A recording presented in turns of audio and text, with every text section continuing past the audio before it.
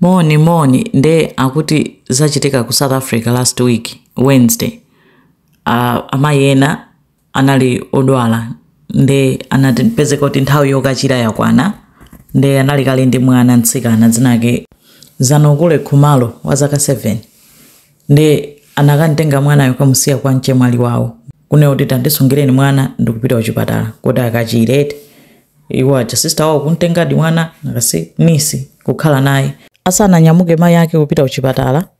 anamuimbira kaye happy birthday anampasa keke finally birthday yake anamuimbira kunyamuka kumapita kuchipatala kuti akachira mwana watsala mbuyo muno ndi anti yake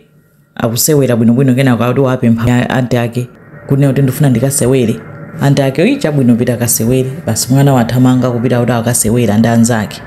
akudaba mwana sakubweranso mpaka na ndima kenako auza anthu kuti inu Zanukule sindikumutani sindikumpeza ati ndi amusakasaka muyang'aneni mwana sadzampeza mpaka na usiku mpaka na anthu nokubwera ammudzimo nkuyamba kutani kuyang'anayang'ana kuti ku KwaZulu-Natal kumene anthu kulowerera kuthandizira kuyang'anayang'ana kuti mwana ali kuti mwana sadzapezeka mpaka tsiku linalo apolisi kubwera nthawi yomweyo sanduka chinkhani kuti mwana tu wanyamuka amata akasewera chayapo sindikuntaniso sindikumpeza kenako mmodzi mwa maneighbors akubwera kuti ndalandira phone kuchoka kwa neighbor wa nyumba iyo. Neighbor ali ndi manyumba ake amene amapanga late ndi landlord. Ndi mmodzi mwa machani ma tenant akuti waimba phone amatumiza soma message akuti yayi mwana yomumpeza nyumba mwanga pansi pa bedi. Ndi anthu anyamuka kuthamanga kuphwasula chiseko kulowa kupeza mwanadi amuyika mu chijumbo chachikulu chi plastic amuyika pansi pa bedi amupha. Ndi anthu amamusakasaka kuti munthu yonebayo ali kuti mzibambo ndi akamugwira anakabisala ku B&B kwina wake akamugwira meneko amutibula koma apolisi antenga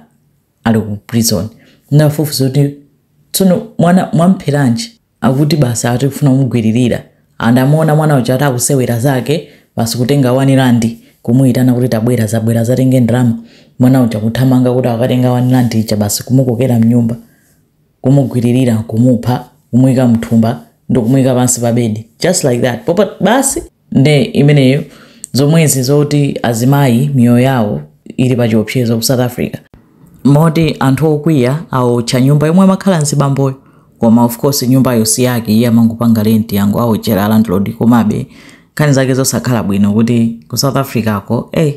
amayi wopobwera abwera ndi mwana wina wabadwa nkudzapeza kunena kuti Zanukule kulibe wachitira chiwembu ndi munthu osadziwika bwino kungoyipa mtima basi uyo mwana wa zaka 7 ampanga chiwembu popanda chifukwa china chilichonse nde imeneyo ndi nkhani yomwe ikuchitika ku South Africa panopo Zanukule Khumalo wa zaka 7 zikomo kwambiri.